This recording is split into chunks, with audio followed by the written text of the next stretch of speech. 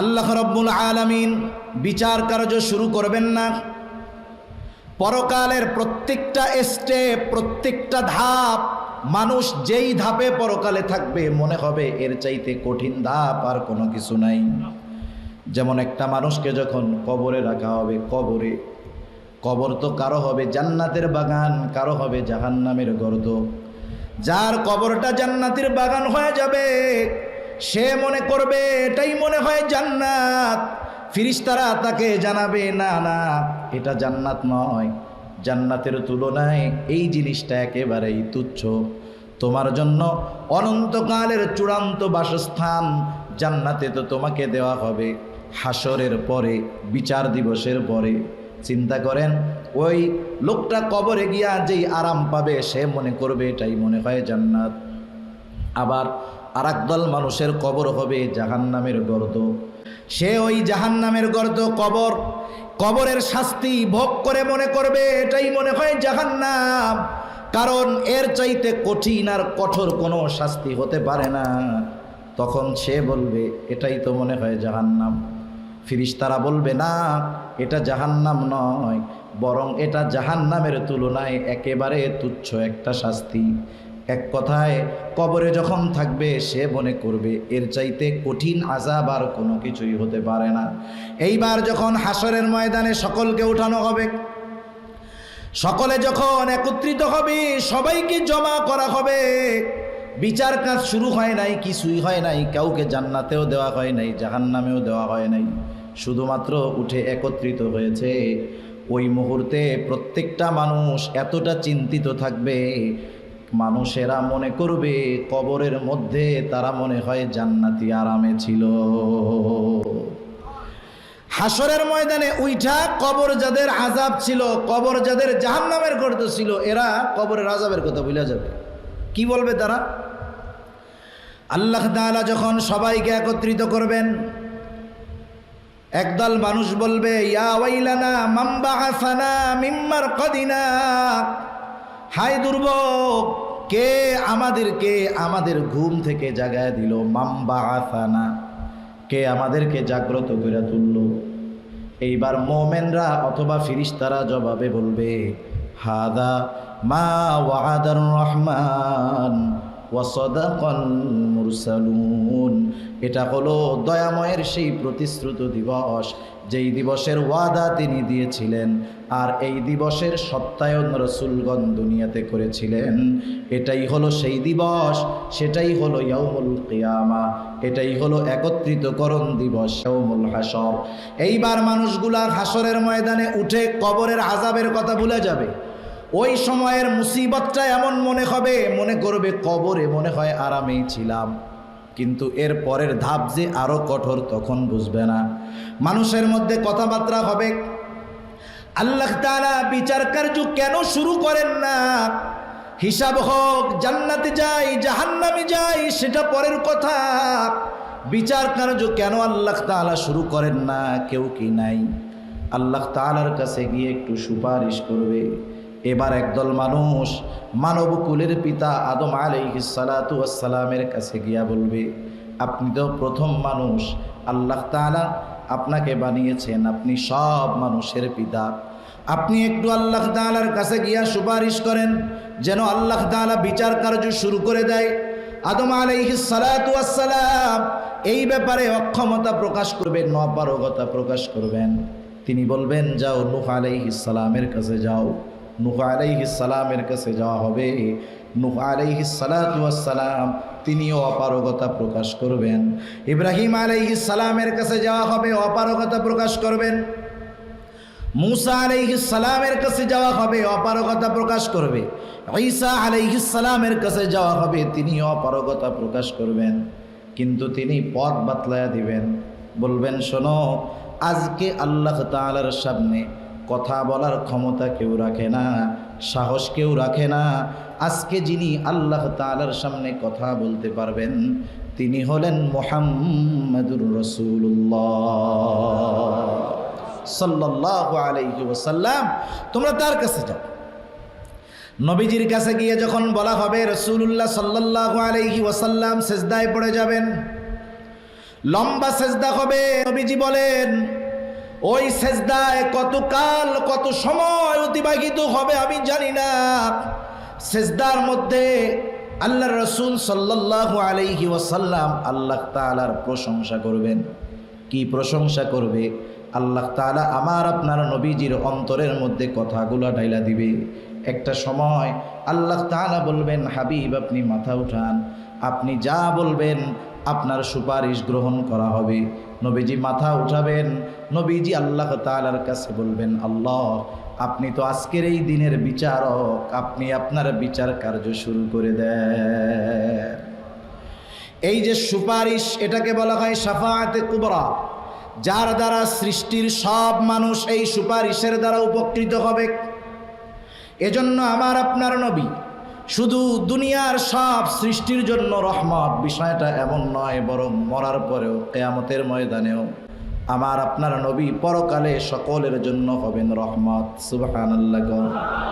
আল্লাহ তাআলা আমার আপনার নবীকে স্পেশালভাবে মুমিনদের জন্য রহমত হিসাবে পাঠিয়েছেন। সেজন্য এমন নবীর উম্মত আমরা হতে পেরেছি, আমরা খুশি না বেজার? খুশি। রাসূল সাল্লাল্লাহু আলাইহি ওয়াসাল্লাম উম্মতের ব্যাপারে কতটা দরদি। আমরা তো নবীজিকে ভালোবাসার কথা বলি, রাসূল সাল্লাল্লাহু আলাইহি ওয়াসাল্লামকে ভালোবাসার কথা বলি, যতটুকু বলি ততটুকু মোহাব্বত নিজের মধ্যে হয়তো থাকে না।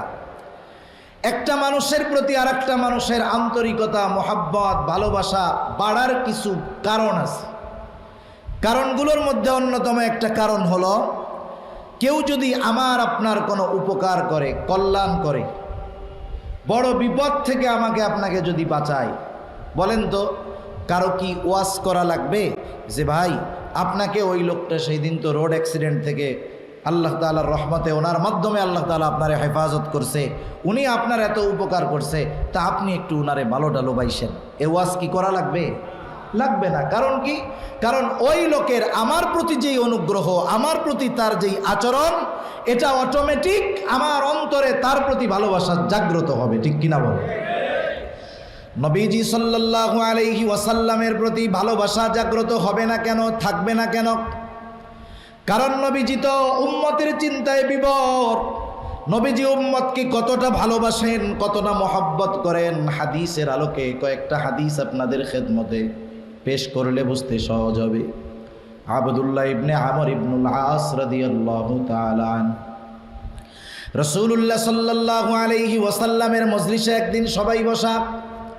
বর্ণনাকারী বলতেছে, আন্নান নবী সাল্লাল্লাহু আলাইহি ওয়াসাল্লাম তালা মা কাওলাল্লাহি ফি মা কাওলাল্লাহু আযজা ওয়া জাল্লা ফি ইব্রাহিম। রাসূলুল্লাহ সাল্লাল্লাহু আলাইহি ওয়াসাল্লাম কোরআন থেকে কিছু তিলাওয়াত করলেন, যেটা ইব্রাহিম আলাইহিস সালামের ব্যাপারে আল্লাহ তাআলা নাজিল করেছেন। আল্লাহ রাব্বুল আলামিন ইব্রাহিম আলাইহিস সালাতু ওয়াস সালামের ব্যাপারে নাজিল করেছেন কি? সেইটা প্রত্যেকটা নবী তার উম্মতকে ভালোবাসে। সেই উম্মত মুমিন হোক আর বেঈমান হোক, প্রত্যেকটা নবীর তার উম্মতের প্রতি দরদ মহব্বত আছে না নাই? বরং ক্ষেত্র বিশেষ অনেক সময় মুমিনের চাইতে কাফেরগুলোর উপরে দয়া হয় বেশি, মায়া লাগে বেশি। কারণটা কি? একটা উদাহরণ দিলে বুঝতে সহজ হবে। মনে করেন এক লোকের পাঁচটা ছেলে, চারটা ছেলে খুব ভালো, নামাজ কালাম পড়ে, সুন্দর মতো চলে, উচ্ছৃঙ্খল না, বিড়ি সিগারেট খায় না, আড্ডাবাজি করে না, খুব ভালো ছেলে। কিন্তু 5 নম্বর ছেলে এইটা একেবারে বাকি 4 জনের বিপরীত। উচ্ছৃঙ্খল, বদমেজাজি, নেশার সাথে জড়ায় গেছে, আড্ডাবাজি করে, এক কথায় খারাপ ছেলে। বলেন তো মা বাবার অন্তরে ওই 4 জনের চিন্তা বেশি না ওই খারাপটার চিন্তা বেশি? কারণ মা বাবা চিন্তা করে এই 4 জন তো ভালো, অসুবিধা নাই, কিন্তু আমার এই সন্তানটা যদি খারাপ থাকে, এর নিয়ে তো বড় চিন্তা, কখন কার মাথা ফাটায় দেয়, কার সাথে গ্যাঞ্জাম লাগায় দেয়।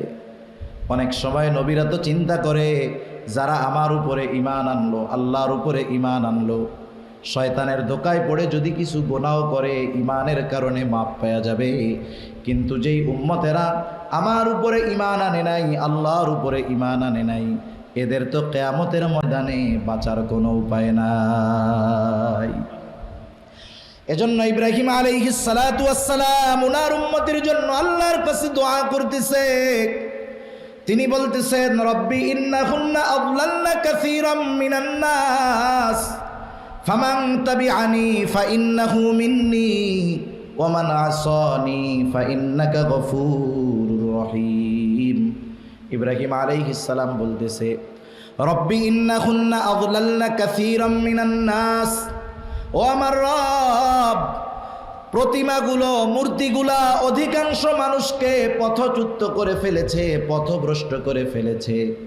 ফামান তাবিআনি ফাইন্নাহু মিন্নি, যারা আমার আনুগত্য করেছে, আমার কথা মেনে মূর্তি পূজা বাদ দিয়া ঈমান আনছে, শিরিক ছেড়ে তাওহীদের দিকে আসছে, তারা তো ফাইন্নাহু মিন্নি, সে তো আমার অন্তর্ভুক্ত, সে তো আমার দলের লোক। কিন্তু যারা আমার কথা মানলো না, মূর্তি পূজা ছাড়লো না, ঈমান আনলো না, আমার কথা মানলো না, হায় আল্লাহ, তাদের ব্যাপারে কি হবে? ইব্রাহিম আলাইহিস সালাম কেমন যেন দোয়া করতেছে, আল্লাহ আপনি যদি চান তাদেরকেও তো মাফ করে দিতে পারেন। ওয়ামান আসানি ফাইন্নাকা গফুরুর রহিম, আর যারা আমার আনুগত্য করে নাই, আপনি তো গফুরুর রহিম, আপনি চাইলে তো তাদেরও মাফ করে দিতে পারে। ইব্রাহিম আলাইহিস সালাম উম্মতের মায়ায় আল্লাহ তাআলার কাছে এই দোয়া করছে। আল্লাহ তাআলা আমার আপনার নবীরে জানায়া দিয়েছেন, হযরত ঈসা আলাইহিস সালাতু ওয়াস সালাম উম্মতের জন্য দোয়া করছে, গুনাহগার উম্মতের জন্য। ইব্রাহিম আলাইহিস সালাম যেমন দোয়া করছে, ঈসা আলাইহিস সালাম দোয়া করছে। ঈসা আলাইহিস সালাম বলতেছে, ইন তুআযিবুহুম ফাইন্নাহুম ইবাদুক, হায় আল্লাহ আপনি যদি তাদেরকে আযাব দেন, তারা তো আপনারই বান্দা। এরপরে কেমন যেন বলতেছে, আল্লাহ আর আপনি যদি তাদেরকে ক্ষমা করে দেন, ওয়া ইন তাগফির লাহুম ফাইন্নাকা আনতাল আজিজুল হাকীম, আপনি তো মহাপ্রক্রমশালী, মহাপ্রজ্ঞাময়, আপনি চাইলে তো তাদেরকেও ক্ষমা করে দিতে পারেন। যখন এই দুইটা আয়াত নবীজি তিলাওয়াত করলেন, যেই আয়াতদ্বয়ের মধ্যে নবীরা তার উম্মত, গুনাহগার উম্মতের জন্য দোয়া করছে, এই দুই প্রতি উত্তর নাই। ঈসা আলাইহিস সালাম দোয়া করছে, কোনো প্রতি উত্তর নাই। কিন্তু রহমাতুল লিল আলামিনের চোখ দিয়ে পানি পড়ছে, উম্মতের জন্য দোয়া করছে। আল্লাহ তাআলা জমিনে থাকা অবস্থায় আমার আপনার নবীর কাছে তার উম্মতের ব্যাপারে আল্লাহ তাআলা সুখবর পাঠিয়ে দিয়েছে। কেমন নবী আমার আপনার নবী, যিনি উম্মতের চিন্তায় বিভোর, কেমন মায়া উম্মতের জন্য। রাসূল আকরাম সাল্লাল্লাহু আলাইহি ওয়াসাল্লাম উম্মতের জন্য সর্বোচ্চ কল্যাণকামী ছিলেন। এই জন্য গুরুত্বপূর্ণ বিষয়গুলোকে উম্মতের কল্যাণের জন্য সংরক্ষণ করতেন। নবীজি সাল্লাল্লাহু আলাইহি ওয়াসাল্লাম বলেন, প্রত্যেকটা নবীকে একটা এমন দোয়া করার, দোয়া কবুলের প্রতিশ্রুতি দেওয়া হয়েছে, যেই দোয়া আল্লাহ তাআলা সাথে সাথে কবুল করার ওয়াদা করেছেন। প্রত্যেক নবী উম্মতের জন্য সেই দোয়া করছে। নবীজি সাল্লাল্লাহু আলাইহি ওয়াসাল্লাম বলেন, আমি আমার সেই দোয়াটাকে সংরক্ষণ করে রেখেছি, কিয়ামতের দিন আমার গুনাহগার উম্মতের জন্য সুপারিশ হিসাবে ওই দোয়াটাকে আমি কাজে লাগাবো। রাসূলুল্লাহ সাল্লাল্লাহু আলাইহি ওয়াসাল্লাম উম্মতের ব্যাপারে রহম দিল ছিলেন।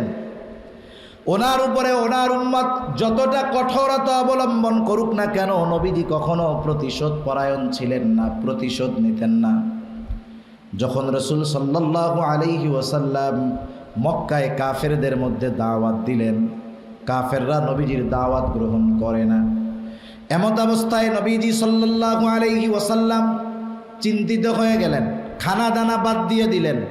মুফাসসিরিনে কেরাম বলেন, দুইটা কারণ হতে পারে।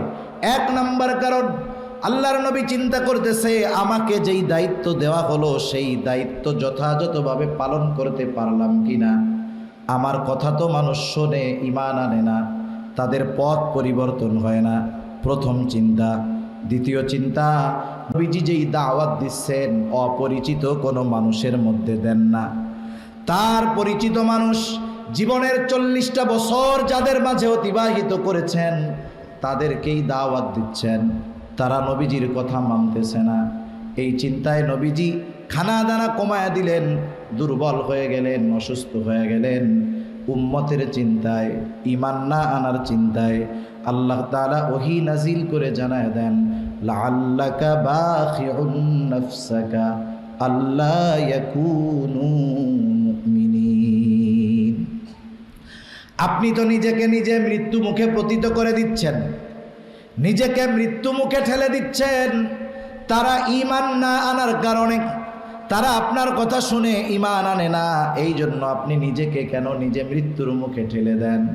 একটু চিন্তা করে দেখেন, নবীজির কথায় উম্মত ঈমান আনতেছে না, উম্মতের চিন্তায় নবীজি চিন্তিত, নাওয়া খাওয়া বাদ দিয়া অসুস্থ হয়ে যাইতেছেন।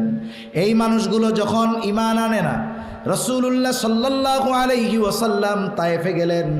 তায়েফে ওনার জীবনের শৈশবের কিছু সময় কাটছে। নবীজি ওখানে গিয়ে তায়েফবাসীর মধ্যে দ্বীনের দাওয়াত দিলেন। কাফেররা ওইখানে গিয়া নবীজির বিরুদ্ধে একদল লোককে লাগায়া দিল, বলল এটা হলো পাগল, এরে পাথর মারো। এইবার তায়েফের ওই দুষ্টু লোকেরা তাদের কথায় নবীজির গায়ে পাথর মারা শুরু করলো।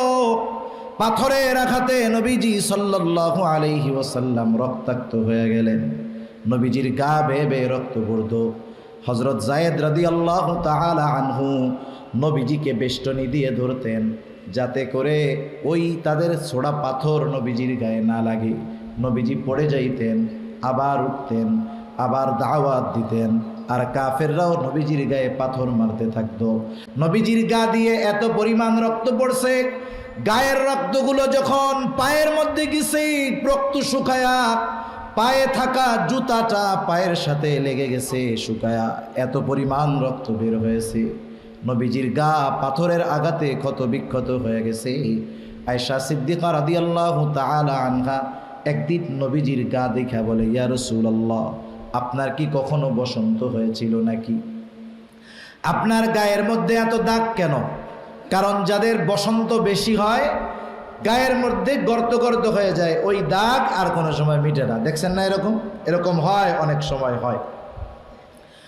আয়েশা সিদ্দিকা রাদিয়াল্লাহু তাআলা আনহার এই কথার জবাবে নবীজি সাল্লাল্লাহু আলাইহি ওয়াসাল্লাম বললেন, ও আয়েশা, আমার কখনো বসন্ত হয় নাই, আমার কখনো ফক্স হয় নাই, তাইলে কিসের দাগ? নবীজি বলেন, আমি যখন দ্বীনের দাওয়াত নিয়ে তায়েফে গেলাম, তায়েফবাসী না বুঝে আমার উপরে যেই পাথরের আঘাত করেছিল, আমার গায়ের মধ্যে তাদের নিক্ষিপ্ত সেই পাথরের আঘাতের দাগ। নবীজি সাল্লাল্লাহু আলাইহি ওয়াসাল্লাম বিকাল বেলায় প্রচন্ড ক্লান্ত হয়ে গেলেন। এক জায়গায় নবীজি বিশ্রাম নিচ্ছেন, শুয়ে আছেন। জিবরাইল আলাইহিস সালাতু ওয়াস সালাম হাজির। আয়েশা বলতেছে, ইয়া রাসূলুল্লাহ, এই কওম আপনার সাথে কেমন আচরণ করছে? আপনার মালিক, আপনার রব সব কিছু দেখছেন, সব কিছু শুনছেন। আজকে আমি নতুন একজনকে নিয়ে আসছি, যে আগে পরে কখনো আপনার কাছে আসে নাই। এইবার ওই ফেরেশতা এসে নবীজি সাল্লাল্লাহু আলাইহি ওয়াসাল্লামকে সালাম দিলেন, আসসালাতু ওয়াসসালামু আলাইকা ইয়া রাসূলুল্লাহ। সালাম দেওয়ার পরে বলতেছে, ইয়া রাসূলুল্লাহ, এই মানুষেরা আপনার সাথে কেমন আচরণ করছে আল্লাহ তাআলা জানেন। আপনার ইখতিয়ার, আপনার ইচ্ছা, আপনি যদি চান, আমাকে যদি আপনি নির্দেশ দেন, আমি দুটো পাহাড়কে এমনভাবে মিশিয়ে দিব, দুটো পাহাড় মিশিয়ে আমি তায়েফবাসীকে পুরো পিষে দিব, কোনো অস্তিত্ব তাদের থাকবে না।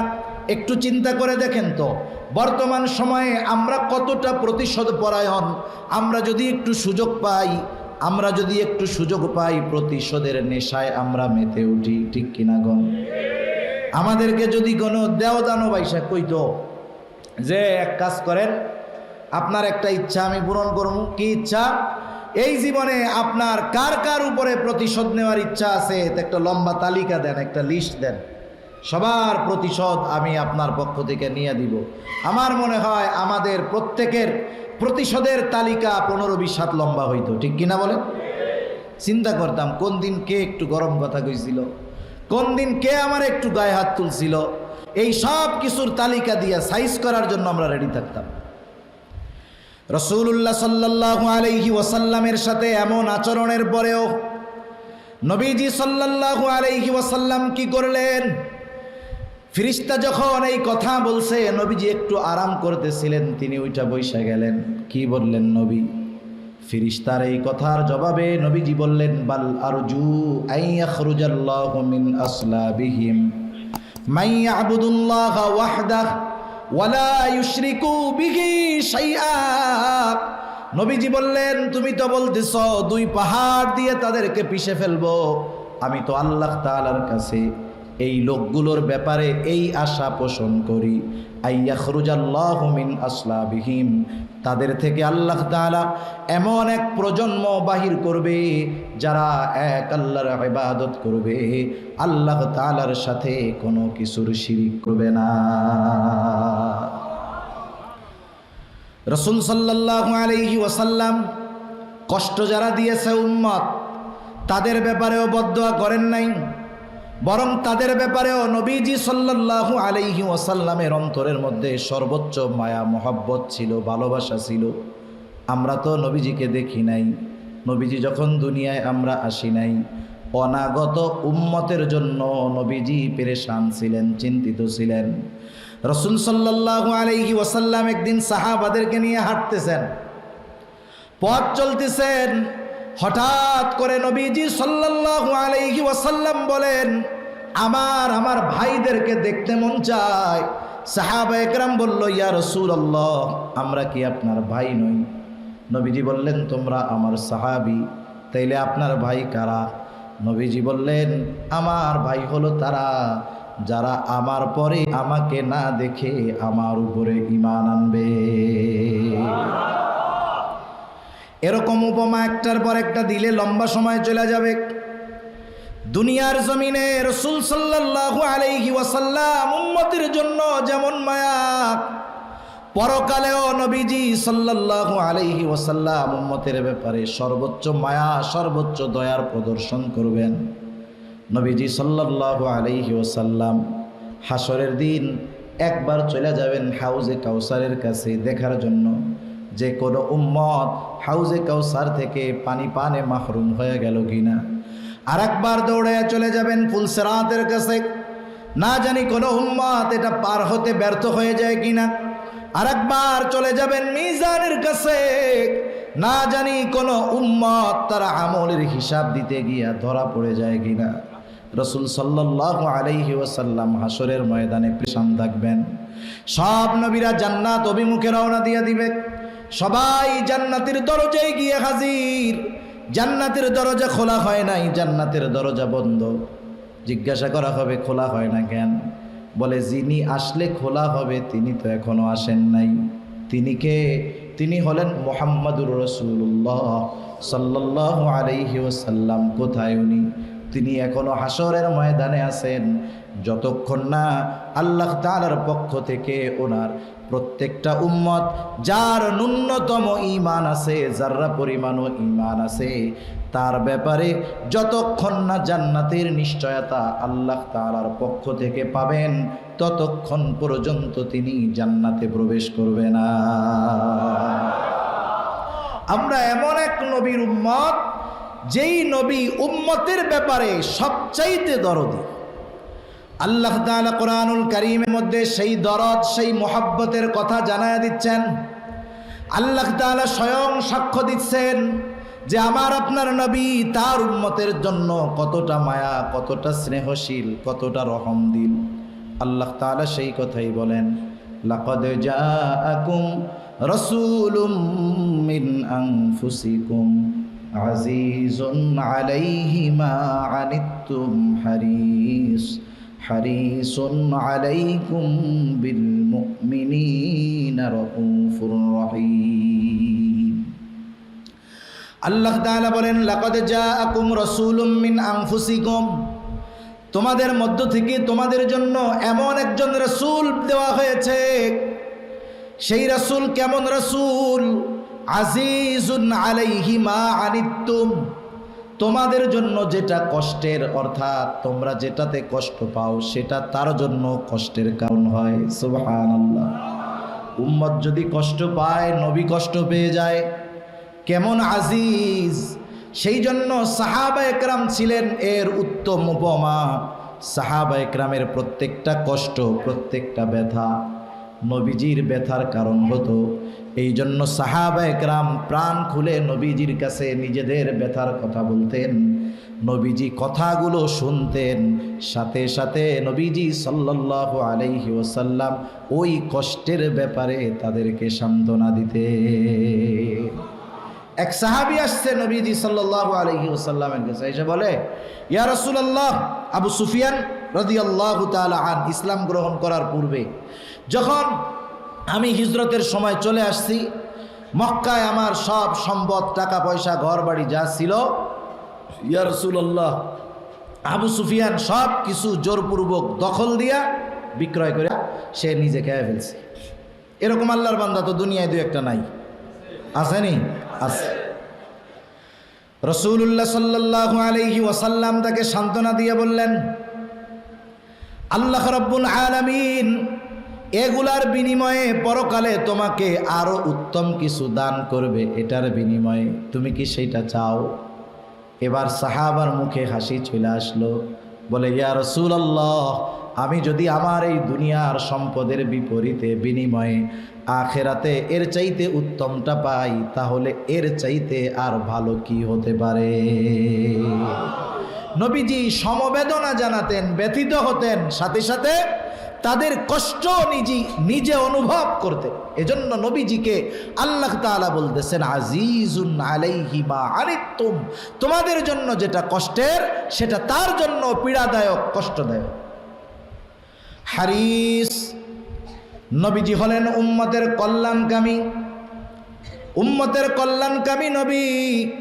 নবীজি সাল্লাল্লাহু আলাইহি ওয়াসাল্লাম এই উপমা দিতে গিয়ে একটা হাদিস বলেন। নবীজি সাল্লাল্লাহু আলাইহি ওয়াসাল্লাম একটা উপমা দেন।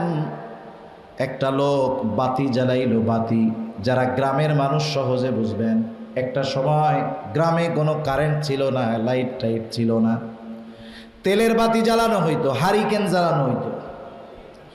যেই সব এলাকায় ধানের সময় বিশেষ করে যদি তেলের বাতি জ্বালানো হইতো, বাতিটা জ্বালানোর সাথে সাথে চারদিক দিয়া পোকা আইসা দলে দলে আগুনের মধ্যে লাফ দিয়া পড়ত। বাতির মালিক যতই পোকাদের সরায়া দিক, কাজ হবে না, ওরা প্রতিযোগিতা দিয়া আগুনে পুইড়া মরত। নবীজি সাল্লাল্লাহু আলাইহি ওয়াসাল্লাম বলেন, তোমাদের মাঝে আর আমার মাঝে উপমা হলো এইরকম যে তোমরা দৌড়ায়া দৌড়ায়া জাহান্নামের দিকে যাও, আমি তোমাদের কোমর ধরে টেনে টেনে জাহান্নাম থেকে বাঁচাতে চাই। যেমন ওই লোকটা কূপের বাতির আলো থেকে, আগুন থেকে পোকাদের বাঁচানোর জন্য চেষ্টা করে, কিন্তু তারা সরে না, লাফ দিয়া আগুনের মধ্যে পড়ে তারা আত্মহুতি দেয়। তোমরাও আমি কোমর ধরে ধরে তোমাদেরকে জাহান্নামের দিক থেকে টেনে আনি, আর তোমরা কেমন যেন দৌড়ায়া দৌড়ায়া জাহান্নামে যাওয়ার প্রতিযোগিতা করো। রাসূল সাল্লাল্লাহু আলাইহি ওয়াসাল্লাম উম্মতের জন্য সবচাইতে কল্যাণকামী। এরপরে আল্লাহ তাআলা বলেন, বিল মুমিনিনা রাউফুর রহিম, বিশেষ করে মুমিনদের জন্য তিনি সদয়, রাউফুর রহিম, অতিশয় দয়ালু। আল্লাহ তাআলা কিছু কিছু জায়গায় নিজের গুণবাচক নাম আমার আপনার নবীর সাথে আল্লাহ তাআলা জুড়ে দিয়েছে। নবীজির অন্তরে কেমন দয়া মায়া উম্মতের জন্য। আল্লাহ তাআলা নিজে বলতেছে যে বিল মুমিনিনা রাউফুর রহিম। সুবহানাল্লাহ। একটু বলেন না, যেই নবী তার উম্মতকে এত ভালোবাসে, আমরা তো উম্মত না, এ ভালোবাসা তো আমার আপনার উপরেও আছে, আমার আপনার উপরেও আছে। একটু চিন্তা করে বলেন তো, যে নবীজির যেই ইহসান, যেই দয়া, যেই মায়া আমাদের উপরে, এর প্রতিদান আমরা কি দিয়েছি? সেজন্য রাসূল সাল্লাল্লাহু আলাইহি ওয়াসাল্লামের এই ভালোবাসার প্রতিদান আমাদের দেওয়ার দরকার আছে না নাই? যিনি আমাদের এত ভালোবাসেন তাকে সর্বোচ্চ ভালোবাসার দরকার আছে না নাই? নবীজির ভালোবাসা কিন্তু শুধু মুখ দিয়া বললে হয় না, এটা এমন এক ভালোবাসা, 3 জিনিসের কানেকশন লাগে। মুখ দিয়াও ভালোবাসার কথা কইতে হয়, অন্তর দিয়ে ভালোবাসতে হয়, সাথে সাথে নবীর ভালোবাসার প্রমাণ দেওয়ার জন্য সেই নবীজি সাল্লাল্লাহু আলাইহি ওয়াসাল্লামের আদর্শকে নিজের জীবনের সাথে ফিট করতে হয়। নবীজিকে ভালোবাসা এটা বড় মহব্বত করা, এটা বড় সৌভাগ্যের ব্যাপার। একদিন এক গ্রাম্য সাহাবী নবীজির কাছে আসছে। নবীজির কাছে আইসা নবীজি সাল্লাল্লাহু আলাইহি ওয়াসাল্লাম একজনের সাথে কথা বলতেছিলেন। সাধারণত কেউ যদি কাউকে কোনো কিছু জিজ্ঞেস করতে চায়, এর একটা আদব হলো যখন কথা বলবে তখন না বলা, কথা শেষ হওয়ার পরে জিজ্ঞাসা করা। কিন্তু গ্রামের মানুষ অনেক সময় এটা বোঝে না। আমরা মনে করি মূর্খতা, আসলে এটা গ্রামের মানুষের সরলতা। গ্রামের অনেক মানুষ সরল মানুষ, বোঝে না তো। নবীজি একজনের সাথে কথা বলতেছে, ও আয়েশা বলতেছে, ইয়া রাসূলুল্লাহ মাতা সাআ, বলতেছে আল্লাহ রসুল কিয়ামত কখন হবে। নবীজি ওই লোকের সাথে কথা শেষ করার পরে জিজ্ঞাসা করলেন, ওই লোক কোথায় যে জিজ্ঞাসা করেছে কিয়ামত কখন হবে। কথা বলার কিছু বাচন ভঙ্গি আছে, একই কথার উচ্চারণের ভঙ্গিমার কারণে শব্দের আকাশ জমিন তফাত হয়ে যায়। যেমন একটা শব্দ, একজন আপনাকে বলল ভাই চা খান, আপনি বললেন না চা খাবো না। এর দ্বারা কি বোঝা গেল? যে স্বাভাবিকভাবে আপনি চা খান না। এখন আপনারে যদি বলে কেউ চা খান, বলেন যে আরে মিয়া খাবো না, এর দ্বারা কি বুঝলেন? খাবে না এটা বুঝছেন নি? আরে মিয়া চা শুধু কাপ না ফেলাক্স দুইটাই খাবো। কথা এক, শব্দ এক, শুধুমাত্র বাচন ভঙ্গির কারণে তফাৎ আকাশ জমিন হয়ে গেছে। লোকটার ভাব এরকম, সে জানি গাঠি গুঠি রেডি কইরা কিয়ামতের জন্য অপেক্ষা করতেছে। যেমন মাঝে মধ্যে যখন আমরা স্টেশনে বসে থাকি গাড়ির জন্য, বাসের জন্য, ট্রেনের জন্য, 10টা টাইম দিছে, 10:15 বাজে গেছে, এখনো ট্রেন আসে না। যায় স্টেশন মাস্টারের কাছে জিজ্ঞাসা করে, আরে ভাই ট্রেন কখন আসবে? কেন জিজ্ঞাসা করে? সে ওই ট্রেনে ওঠার জন্য প্রস্তুতি নিয়ে বৈশা আছে, অপেক্ষা করতেছে, এই জন্য জিজ্ঞাসা করে ট্রেন কখন আসবে। তা ওই সাহাবীর প্রশ্নের ভাবে, গ্রাম্য সাহাবীর প্রশ্নের ভাবে মনে হচ্ছে ও কিয়ামতের জন্য গাঠি গুঠি নিয়ে বসে আছে। নবীজি সাল্লাল্লাহু আলাইহি ওয়াসাল্লাম তার এই প্রশ্নের বাচন ভঙ্গিটা এরকম ছিল। নবীজি তাকে জিজ্ঞাসা করতেছে, তুমি কিয়ামতের জন্য অপেক্ষা করতেছো, কিন্তু কিয়ামতের জন্য তুমি কি সংগ্রহ করছো, কি পাথেয় নিয়েছো? লোকটা সহজ সরল জবাব দিল, আমি আল্লাহ এবং তার রাসূলকে ভালোবাসি। সুবহানাল্লাহ। আমাদের কথার মধ্যে কৃত্রিমতা আছে, আর্টিফিশিয়াল আছে, লৌকিকতা আছে। দেখা যাবে অন্তরে যেটা নাই, মুখ দিয়া সুন্দরভাবে বলতেছি, কিন্তু রাসূলুল্লাহ সাল্লাল্লাহু আলাইহি ওয়াসাল্লাম উম্মতের রূহানি ডাক্তার ছিলেন। তিনি এই লোকটার কথার জবাবে বুঝতে পারলেন এই লোকটার মধ্যে কোনো লৌকিকতা নাই, তার জবাবটা একেবারে অন্তর থেকে আসছে। নবীজি তার কথার জবাবে বললেন, শোনো, যে যাকে মহব্বত করে তার সাথেই সে অবস্থান করবে। লোকটা এবার সোজা হাঁটা শুরু করছে, চলে গেছে। হযরত আনাস রাদিয়াল্লাহু তাআলা আনহু তখন ওইখানে উপস্থিত। হযরত আনাস রাদিয়াল্লাহু তাআলা আনহু বলেন, ইসলাম গ্রহণ করবার পর আমরা এতটা খুশি হই নাই যতটা খুশি নবীজির জবান থেকে ওই কথা শোনার পরে হইলাম, যে যে যাকে মহব্বত করে তার সাথে সে অবস্থান করবে। এ কথা শোনার পর আমরা এতটা খুশি হয়েছিলাম যে ইসলাম গ্রহণ করার পরে আমরা কখনো এতটা খুশি হই না। সেজন্য আমরাও নবীজির সাথে থাকতে চাই কি চাই না? কারা চাই? একটু হাত উঁচা করি। নারায়ে তাকবীর, নারায়ে তাকবীর। নবীজির সাথে থাকার সুযোগ আছে অনেক, অনেক ধরনের আমল কইরা নবীজির সাথে থাকা যায়। এই যে আজকে শ্যামবাজার ব্যবসায়ী ভাইদের উদ্যোগে মাহফিল, ব্যবসা এটা রিজিকের অন্যতম এক কর্ম। রিজিকের 10 ভাগের 9 ভাগ ব্যবসার মাধ্যমে আসে। রিজিকের 10 ভাগের 9 ভাগই আসে এই ব্যবসার মাধ্যমে। ব্যবসায়ী ভাইদের এই আয়োজন, ব্যবসা এটা অনেক পুত পবিত্র এক জিনিস। এজন্য রাসূলুল্লাহ সাল্লাল্লাহু আলাইহি ওয়াসাল্লাম ব্যবসায়ীদেরকে আমানতদার হইতে বলছে, মানে ভেজাল কোজাল করা যাবে না। 3 নম্বরটা 1 নম্বর বলে বেচা যাবে না, কম দামেরটা বেশি দামে বেচা যাবে না। অনেক সম্পদ আছে, কৃত্রিমভাবে বাজারে সংকট সৃষ্টি করা যাবে না। কৃত্রিমভাবে বাজারে সংকট সৃষ্টি কইরা 20 টাকার পেঁয়াজ 200 টাকা বানানো যাবে না। কৃত্রিমভাবে চাউল ধান স্টক করে সাধারণ মানুষের পেটে লাথি মারা যাবে না। বুঝতে হবে ব্যবসা এটা আমানত, নবীজির সাথে থাকার অন্যতম মাধ্যম। এই ব্যবসা কইরা দুনিয়াও কামাই হবে, নবীজির সাথেও থাকা যাবে। সুবহানাল্লাহ।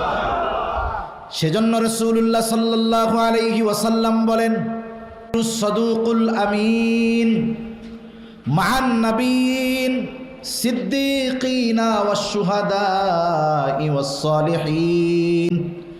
নবীজি সাল্লাল্লাহু আলাইহি ওয়াসাল্লাম বলেন, সত্যবাদী আমানতদার ব্যবসায়ী, ব্যবসার মধ্যে ব্যবসায়ীর 2টা গুণ কম্পালসারি, লাগবেই লাগবে। সত্যবাদী আমানতদার ব্যবসায়ী, 1 নাম্বার সত্যবাদিতা, এটা বড় একটা গুণ। সত্যবাদিতার ব্যাপারে নবীজি সাল্লাল্লাহু বলতেই থাকে, মিথ্যা আর বলে না। ওই লোকটা এক সময় আল্লাহ তাআলার নিকটে সিদ্দিক বলে গণ্য হয়ে যায়। নবীজি মিথ্যা থেকে বাঁচতে বলছে, ইন্নাল কিযবা ইয়াহদি ইলাল ফুজুর ওয়া ইন্নাল ফুজুরা ইয়াহদি ইলান নার। নবীজি বলেন, মিথ্যা মানুষকে অকল্যাণের পথ দেখায়, পাপের পথ দেখায়, পাপ মানুষকে জান্নাত জাহান্নামের পথে নিয়ে যায়। শুধু তাই না, মিথ্যাবাদী মানুষকে দুনিয়ায় কেউ বিশ্বাস করে না, ঠিক কিনা বলেন? অনেক মানুষ আছে মিথ্যা বলতে বলতে একটা সময় এমন অবস্থা তার হয়, ও 14 গোষ্ঠীর কসম কইরাও যদি কয়, ওর ওই মিথ্যা কথারে সত্য কথাকেও মানুষ মিথ্যা মনে করে। আমরা স্কুলে এক সময় পড়ছি একটা গল্প, এক দুষ্টু রাখালের গল্প। অনেকেই পড়ছেন মনে হয়। দুষ্টু রাখালের গল্প ইংরেজি বইয়ের মধ্যে ছিল আর কি। রাখাল কি করছে, গরু বাইন্দা মনে করছে একটু মানুষজনের সাথে একটু মজা করি, গাছের উপরে ওইটা ডাকতেছে, বাঘ বাঘ বাঘ। আশেপাশের সব মানুষ তার ডাক শুনে কাজ ফেলে লাঠি সোটা নিয়ে আইসা হাজির। বাঘ কোথায়? বলে, আমি তোমাদের সাথে একটু মজা করলাম। মানুষজন বিরক্ত হয়ে চলে গেছে। দ্বিতীয় দিন আবার এরকম কাজ করছে। এবার ডাক সবাই শুনছে, কিন্তু সবাই আসে নাই, অল্প কয়েকজন আসছে। কই বাঘ? বলে, আমি তো তোমাদের সাথে মজা করছি। তৃতীয় দিন যখন সত্য সত্য বাঘ আসছে, এইবার গাছের মাথায় উঠা গলা ফাটায় চিৎকার করতেছে, বাঘ বাঘ বাঘ, আল্লাহর কসম বাঘ আইছে। আগের 2 দিন মানুষ ধোঁকা খেয়েছে, মনে করছে ও মিথ্যা কথা বলা ওইটা তার অভ্যাস। আজকে বাঘ এসেছে, সত্য কথাও বলেছে, কিন্তু মানুষের কাছে মিথ্যাবাদী হয়ে যাওয়ার কারণে তার ওই সত্য কথাটাও মানুষ বিশ্বাস করে না। সেজন্য যারা মিথ্যায় অভ্যস্ত, এরা এক সময় সত্য কথা বললেও কেউ বিশ্বাস করে না। সেজন্য নবীজি বলেন, মিথ্যা মানুষকে পাপের পথ জাহান্নামের দিকে নিয়ে যায়। আর একটা মানুষ যখন বারবার মিথ্যা বলতেই থাকে বলতেই থাকে বলতেই থাকে, নবীজি বলেন ওই লোকটা একটা সময় আল্লাহ তাআলার কাছে কাযযাব তথা মিথ্যাবাদী বলে গণ্য হয়ে যায়। সেজন্য সত্যবাদিতা এটা একটা বড় সম্পদ। আপনি ব্যবসার ক্ষেত্রে যদি সত্যের উপরে থাকেন, হয়তো লাভ একটু কম হবে, কিন্তু ওর মধ্যে আল্লাহ তাআলা বরকত দিবে, ঠিক কিনা বলেন? হ্যাঁ রে, আপনি যে বরকত পাবেন সত্যের উপরে থাইকা, এর জন্য হয়তো আল্লাহ তাআলা একটু পরীক্ষা নিতে পারে, একটু লস হইতে পারে, কিন্তু সময় সাপেক্ষে সত্যের উপরে যদি থাকা হয়, একটা সময় দেখা যাবে আল্লাহ রাব্বুল আলামিন বরকতের খাজানা তার জন্য খুলে দিয়েছে, ঠিক কিনা কোন? সেজন্য ব্যবসায়ী ভাই যারা আছেন, সত্যবাদিতার উপরে থাকবেন। জিরা 3 নম্বরটা 1 নম্বর বইলা বিক্রি করবেন না, যেটা যা তাই বলে বিক্রি করেন। আপনি সত্যবাদিতার সাথে চলেন, দেখবেন আমরা পণ্য বিক্রয় করার সময় পণ্যের দোষ ত্রুটি বলার আগে এটার সুনাম বেশি কই। কিন্তু কোনো ব্যবসায়ী যদি পণ্য বিক্রয়ের সময় আগে তার পণ্যের দোষটার কথা আগে বলে যে ভাই প্রোডাক্টটা তো সব ঠিক আছে, এটা একটা সমস্যা আছে, এই সমস্যাটা কোনো ব্যাপার না, আপনি যদি আশ্বস্ত হন নিতে চান আপনি নিতে পারেন, দেখবেন এই ব্যক্তির প্রতি ওই ক্রেতার আস্থা জন্মাবে, বিশ্বাস জন্মাবে। ও আরো 10 জনকে গিয়া বলবে বাজারের অমুক দোকানদার জানোস, ইচ্ছা করলে পণ্যের ওই ত্রুটিটা সে ঢাকা রাখতে পারত, কিন্তু সে তা করে নাই, বরং সে ত্রুটির কথা আমাদেরকে জানায়া দিছে, লোকটা মনে হয় ভালো, তার কাছে গেলে 1 নম্বর জিনিস পাওয়া যাবে। ইমাম আজম আবু হানিফা রহমাতুল্লাহি আলাইহি ব্যবসায়ী ছিলেন। কি ছিলেন? ব্যবসায়ী ছিলেন। ইমাম আজম আবু হানিফা রহমাতুল্লাহি আলাইহি বড় কাপড়ের ব্যবসায়ী ছিলেন। কিছু কাপড়ের মধ্যে ত্রুটি ধরা পড়ছে, ওই ত্রুটি সাধারণ ক্রেতা যে সে সেটা বুঝতে পারবে না, ধরতেও পারবে না। আমরা যখন বাজারে এসা এক রকমের 5 কোম্পানির মাল দেখায়, সবগুলোরই 1 নম্বর মনে হয়, কিন্তু যিনি দোকানদার উনি দেইখা ধইরা বুঝেন যে এটা 1 নম্বর, এটা 5 নম্বর, আর আমরা যদি বাছাই করি 5 নম্বরটারে 1 নম্বর মনে হয়, কারণ সে যোগ্যতা আমাদের নাই। ইমাম আবু হানিফা রহমাতুল্লাহি আলাইহি ওই কাপড়গুলালে আলাদা করে রাখছেন। দোকানের লোককে বলছেন যে শোনো, এই কাপড়গুলার ভিতরে ত্রুটি আছে, যার কাছে বিক্রয় করবা ত্রুটির কথা উল্লেখ কইরা এরপরে বিক্রয় করবা। ইমামে আজম আবু হানিফা রহমাতুল্লাহি আলাইহি প্রসিদ্ধ একজন ব্যবসায়ী ছিলেন। হাজারো মানুষ তার দোকানে কাপড় কিনতে আসতো, কিন্তু ওই সেলসম্যান যে বিক্রয়ের জন্য যেই লোকটা আছে মনে নাই, তালে তালে ওইগুলো বিক্রি করে ফেলছে, সব টাকা এক জায়গায় জমা করে ফেলছে। ইমাম আবু হানিফা রহমাতুল্লাহি আলাইহি পরে আইসা খেয়াল করে দেখেন ত্রুটিযুক্ত কাপড়গুলো নাই। কোথায়? বলে হুজুর বিক্রয় হয়ে গেছে। বলে যার কাছে বিক্রয় করেছো তাকে কি কাপড়ের ত্রুটিগুলার কথা বলছো? বলে না, মনে নাই। তাহলে তার কাছে যে বিক্রয় করছো টাকা কই? বলে টাকা তো সব এক জায়গায়, আলাদা করার উপায় নাই। ইমামে আজম আবু হানিফা রহমাতুল্লাহি আলাইহি ওই দিনের বিক্রয়ের সব টাকা তিনি সাদকা করে দিয়েছেন। কারণ কি? একটা লোকের কাছে ত্রুটিযুক্ত মাল গেছে, তার অজান্তে, ক্রেতার অজান্তে। ইমামে আজম আবু হানিফা রহমাতুল্লাহি আলাইহি শুধুমাত্র এই কারণে ওই দিনের বিক্রয়ের সব টাকা তিনি সাদকা করে দিয়েছে। একটু চিন্তা করে দেখেন যে আমাদের দেশের পরিস্থিতি কি। আলহামদুলিল্লাহ আপনারা তো ভালো মানুষ, কিন্তু গোটা দেশের সব জায়গায় সিন্ডিকেট আর সিন্ডিকেট, ঠিক কিনা কোন? কিয়ামতের দিন কি হবে? রাসূলুল্লাহ সাল্লাল্লাহু আলাইহি ওয়াসাল্লাম যারা কৃত্রিমভাবে সংকট সৃষ্টি করে, কিয়ামতের দিন তাদের কঠিন শাস্তির ঘোষণা আল্লাহ রাসূল সাল্লাল্লাহু আলাইহি ওয়াসাল্লামের পক্ষ থেকে আসছে। সেজন্য ব্যবসার ক্ষেত্রে সত্যবাদিতা এটা বড় এক সম্পদ। 2 নাম্বার নবীজি বলেন আমানতদারিতা, সদুকাল আমিন। আমানতদারিতা, আমানত এটা হলো মুমিনের ভূষণ। আমানতদারিতা এটা শুধু যে আমলের সাথে সম্পৃক্ত বিষয়টা কিন্তু এমন না। নবীজি সাল্লাল্লাহু আলাইহি ওয়াসাল্লাম আমানতদারিতার ব্যাপারে বলতেছেন লা ঈমানা লিমান লা আমানাতা লা। নবীজি বলেন যার মধ্যে আমানতদারিতা নাই তার ঈমান নাই। সেজন্য আমানতদারিতার সাথে ব্যবসা করব। ওজনের ক্ষেত্রে আমরা কোনো সময় কারচুপি করব না। মানুষের কাছ থেকে বেশি নিয়ে মানুষকে কম দিব না, সেটা ওজনে হোক পরিমাপে হোক, সব সময় একটু বেশি দিয়া দিব পারলে। কারণ ওজনে কম দেওয়া এটা বড় জঘন্য কাজ। আল্লাহ তাআলা বলেন ওয়াইলুল লিল মুতাফফিফিন। আল্লাহ তাআলা বলতেছে ধ্বংস তাদের জন্য যারা ন্যায় বেশি ওজনে দেয় গো। আমাদের দেশের প্রত্যেকটা পরিমাপের জিনিসের মধ্যে এই সমস্যাগুলো আছে। 1 কেজির যেগুলো আছে অধিকাংশ ওজন দিলে বেশ কয়েক গ্রাম কম পাওয়া যায়। এই যে কাজগুলো হচ্ছে পরিমাপের বিষয়ের মধ্যে, মাপের যে জিনিসগুলো, এগুলোর মধ্যে কোনোটার মধ্যে আমরা কম দিব না, তাহলে আল্লাহ তাআলার পক্ষ থেকে ধ্বংসের ঘোষণা।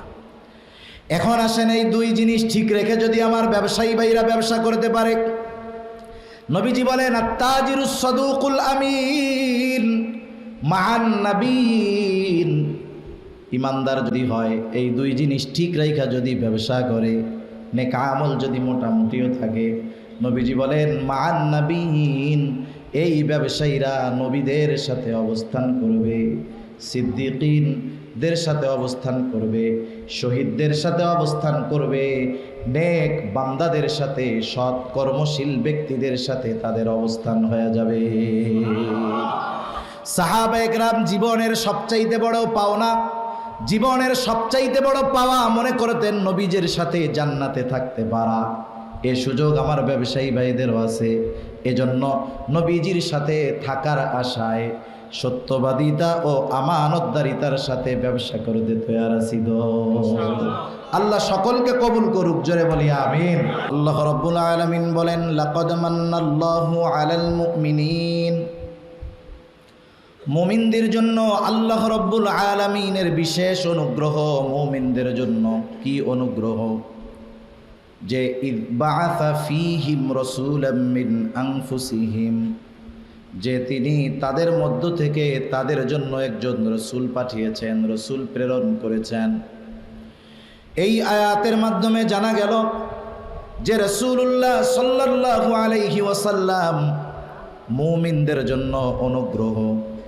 বাস্তবতা হলো এইটা, আল্লাহর রসুল হলেন মুমিনদের জন্য বিশেষ অনুগ্রহ, আর আমার আপনার নবী হলেন গোটা সৃষ্টিকুলের জন্য অন্যতম এক রহমত।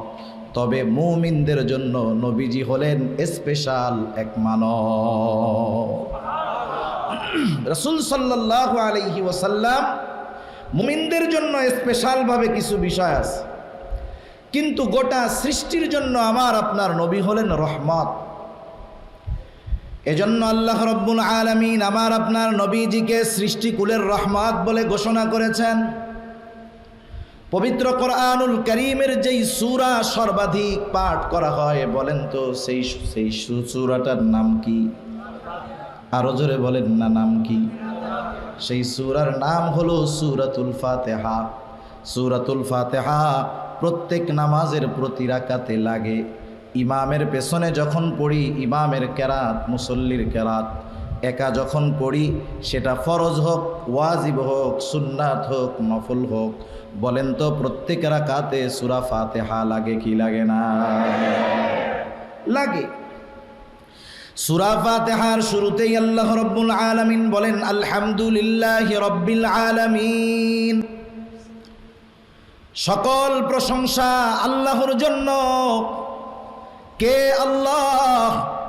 আল্লাহ তাআলা নিজেই আবার পরিচয় দেন, তিনি হলেন রব্বুল আলামিন, তিনি হলেন জগৎ সমূহের রব, জগৎ সমূহের প্রতিপালক। আল্লাহ রব্বুল আলামিন, আল্লাহ হলেন জগৎ সমূহের রব, জগৎ সমূহের প্রতিপালক। আলাম এক বচন, আলামিন শব্দটা বহু বচন। এর দ্বারা বোঝা যায় জগৎ একটা নয়, জগৎ একাধিক। আল্লাহ তাআলা নিজে হলেন রব্বুল আলামিন। সেই রব আমার আপনার নবীর ব্যাপারে ঘোষণা দিচ্ছে ওয়ামা আরসালনাকা ইল্লা রাহমাতাল লিল আলামিন। আল্লাহ রাব্বুল আলামিন আমার আপনার নবীর ব্যাপারে বলতেছে ওয়ামা আরসালনাকা ইল্লা রাহমাতাল লিল আলামিন, আমি আপনাকে জগৎ সমূহের জন্য রহমত হিসাবে প্রেরণ করেছি। সুবহানাল্লাহ। তাহলে আল্লাহ হলেন রব্বুল আলামিন, আর আমার আপনার নবীজি হলেন রহমাতুল লিল আলামিন। আল্লাহ তাআলা তার রুবুবিয়তের বিস্তৃতি যতদূর দিয়েছেন, আল্লাহ রাব্বুল আলামিন আমার আপনার নবীজির নবুয়াত, আমার আপনার নবীজির নবুয়াতির বিস্তৃতিকেও ততদূর পর্যন্ত দিয়েছেন। সুবহানাল্লাহ। এজন্য কবি কত সুন্দর কথা বলে, রবুবিয়ত খোদা কি হ্যায় জাহাঁ তক, নবুয়তি মুস্তাফা কি হ্যায় ওয়াহাঁ তক। আল্লাহ তাআলার রুবুবিয়তের বিস্তার বিস্তৃতি যতদূর, আমার আপনার নবীজির নবুয়াতির বিস্তৃতি আল্লাহ তাআলা তত দূর দিয়ে দিয়েছেন। সুবহান আল্লাহ তাআলা যেহেতু আমার আপনার নবীজিকে সৃষ্টিকুলের জন্য রহমত হিসাবে প্রেরণ করেছেন, এই সুবিধাটা শুধু যে মোমেনরা পেয়েছে তা না, এই সুবিধাটা কাফেররাও গ্রহণ করছে। রাসূল আকরাম সাল্লাল্লাহু আলাইহি ওয়াসাল্লামের উপরে যখন কোরআনুল কারীম নাজিল হলো, আবু জেহেল, উতবা, সাইবা কাফেরের দল এটা মানতে রাজি নাই, বরং তারা দলে দলে মানুষকে কেমন করে কোরআনুল কারীম থেকে বিমুখ করা যায়, বাধা দেওয়া যায়, সেই অপচেষ্টায় তারা লিপ্ত থাকত। আবু জেহেল একদিন আল্লাহ তাআলার কাছে দোয়া করতেছে। অনেকে মনে করে আবু জেহেল এরা মনে হয় আল্লাহকে মানত না, বিষয়টা এমন নয়, বরং তাদের বিশ্বাস আল্লাহ তাআলার প্রতি এমন ছিল। বাস্তবতা হলো আমাদের মধ্যেও ওই রকম বিশ্বাস খুঁজে পাওয়া কষ্ট হয়ে যাবে। প্রশ্ন আসতে পারে কেমনে? এ কথা তো আমি বলি নাই, আল্লাহ তাআলা বলছে। কাফেররা আল্লাহ তাআলা কি কেমন বিশ্বাস করত? আল্লাহ রাব্বুল আলামিন কোরআনুল কারীমের মধ্যে বলেন, ওয়ালা ইন সাআলতাহুম মান খালাকাস সামাওয়াতি ওয়াল আরদা লায়াকুলুন্নাল্লাহ। আল্লাহ তাআলা বলেন, আপনি যদি তাদেরকে জিজ্ঞাসা করেন মান খালাকাস সামাওয়াতি ওয়াল আরদ, আসমান এবং জমিনের স্রষ্টাকে, আপনি যদি তাদেরকে জিজ্ঞাসা করেন তারা কি জবাব দিবে? তারা জবাব দেওয়ার আগে তাদের জবাবটা আল্লাহ তাআলা জানায় দিয়ে বলেন লায়াকুলুন্নাল্লাহ। আল্লাহ তাআলা দুইটা তাকিদ যোগ করে বলতেছে যে আপনি যদি তাদের জিজ্ঞাসা করেন আসমান জমিনের স্রষ্টাকে, অবশ্যই অবশ্যই মক্কার মুশরিকেরা বলবে আসমান জমিনের স্রষ্টা হলেন আল্লাহ। তাদের বিশ্বাস যে আসমান জমিনের স্রষ্টা আল্লাহ, এই বিশ্বাসটা কত সুদৃঢ় যে তাদের এই বিশ্বাসের সাক্ষী স্বয়ং দিচ্ছেন কে? আল্লাহ দিচ্ছেন। আল্লাহ রাব্বুল আলামিন আরেক জায়গায় বলেন, ওয়ালা ইন সাআলতাহুম মান নাযালা মিনাস সামাই মাআন ফাআহইয়া বিহিল আরদা বা'দা মাউতিহা লায়াকুলুন্নাল্লাহ। আপনি যদি তাদেরকে জিজ্ঞাসা করেন মান নাযালা মিনাস সামাই মাআ, কে আসমান হতে পানি বর্ষণ করে, বৃষ্টি বর্ষণ করে, শুধু তাই না ওই বর্ষিত পানির দ্বারা মৃত জমিনকে কে পুনরায় পুনরুজ্জীবিত করে, অর্থাৎ চাষাবাদের অনুপযুক্ত শক্ত ঠনঠনা জমিনটাকে আসমান হতে পানি বর্ষণের দ্বারা কে ফসল উৎপাদনের যোগ্য করে তোলে। ওরা ওদের মূর্তি পূজা যাদের করে ওদের দেবদেবীদের নাম বলবে না, লাত মানাত উজ্জার নাম বলবে না, বরং তারা কি বলবে? আল্লাহ তাআলা বলেন লায়াকুলুন্নাল্লাহ, অবশ্যই অবশ্যই তারা বলবে এগুলো করেন আল্লাহ। শুধু তাই না, আপনি যদি তাদেরকে তাদের সৃষ্টির ব্যাপারে জিজ্ঞাসা করেন যে তাদেরকে বানিয়েছে, আল্লাহ তাআলা বলেন ওয়ালা ইন সাআলতাহুম মান খালাকাহুম লায়াকুলুন্নাল্লাহ। আপনি যদি তাদের জিজ্ঞাসা করেন তাদের স্রষ্টাকে, তাদের কে সৃষ্টি করেছে, তারা তাদের দেবদেবীর কথা বলবে না, নাস্তিকদের মতো বলবে না এমনিই বাতাসে হয়ে গেছি। নাস্তিকরা কি বলে? এমনিই হইছি আমরা। আবু জেহেল, উতবা, সাইবা বলবে না যে আমরা এমনিই হয়ে গেছি, বরং তারা কি বলবে? লায়াকুলুন্নাল্লাহ, আমাদেরকে সৃষ্টি করেছেন আল্লাহ। যে কথা বোঝানোর জন্য বললাম, একটু বুঝে থাকলে বলেন তো যে মক্কার মুশরিকরা আল্লাহ তাআলাকে বিশ্বাস করতো কি করতো না? এ কথা কি দুনিয়ার কোনো হুজুরের নাকি আল্লাহ তাআলার? শুধু তাই না, রাসূলুল্লাহ সাল্লাল্লাহু আলাইহি ওয়াসাল্লাম এক হাদিসের মধ্যে বলেন আল্লাহ তাআলা আবু জেহেলের দোয়াও কবুল করছে। আবু জেহেলের দোয়াও আল্লাহ তাআলা কবুল করছে। বদরের যুদ্ধের দিন, যুদ্ধ শুরুর আগে আবু জেহেল আল্লাহর কাছে দোয়া করতেছে, বলে আল্লাহ, যারা হকের উপরে আছে, সত্যের উপরে আছে, আপনি তাদেরকে বিজয় দান করবেন। আবু জেহেলের দোয়া কবুল হয়ে গেছে। যারা হকের উপর, সত্যের উপর, আল্লাহ রাব্বুল আলামিন তাদেরকে পরিপূর্ণ বিজয় দান করছে। ওই আবু জেহেল আল্লাহ তাআলার কাছে দোয়া করতেছে, কি বলতেছে? বলে, আল্লাহ, কোরআন যদি আপনি মুহাম্মাদের উপরে নাজিল করে থাকেন তাইলে আমাদের উপরে পাথর বর্ষণ করেন। কত বড় গবেট মার্কা মানুষ দোয়া করতেছে যে আল্লাহ, আপনি যদি কোরআন নাজিল করেই থাকেন তাইলে আপনি তো নাজিল করছেন, আমাদের উপরে তাইলে পাথর বর্ষণ করেন, তাইলে বুঝবো যে আপনি কোরআন নাজিল করছেন। পাথর যদি বর্ষণ হয় এটা হবে আযাব অথবা গজব। দুনিয়ার ভিতরে তো রহমাতুল লিল আলামিন আছে। আবু জেহেল যখন রাসূলুল্লাহ সাল্লাল্লাহু আলাইহি ওয়াসাল্লামের কাছে সেই ফরিয়াদ জানাইল, এই কথা জানাইল, নবীজি আবু জেহেলের এই কথার জবাব দেওয়ার আগে আল্লাহ তাআলাই জবাব জানায় দিলেন। আল্লাহ তাআলা জবাব দিয়ে জানায় দিলেন যে যতক্ষণ রাসূলুল্লাহ সাল্লাল্লাহু আলাইহি ওয়াসাল্লাম তোমাদের মাঝে আছে ততক্ষণ পর্যন্ত আমি আল্লাহ আযাব গজব কিছুই দিব না। ওয়ামা কানাল্লাহু লিয়ুআযযিবাহুম ওয়া আনতা ফীহিম, আপনি যতক্ষণ তাদের মধ্যে আছেন আল্লাহ তাআলা ততক্ষণ আযাব দিবেন না, কারণ এখন দুনিয়ায় আছে রহমাতুল লিল আলামিন। সুবহান।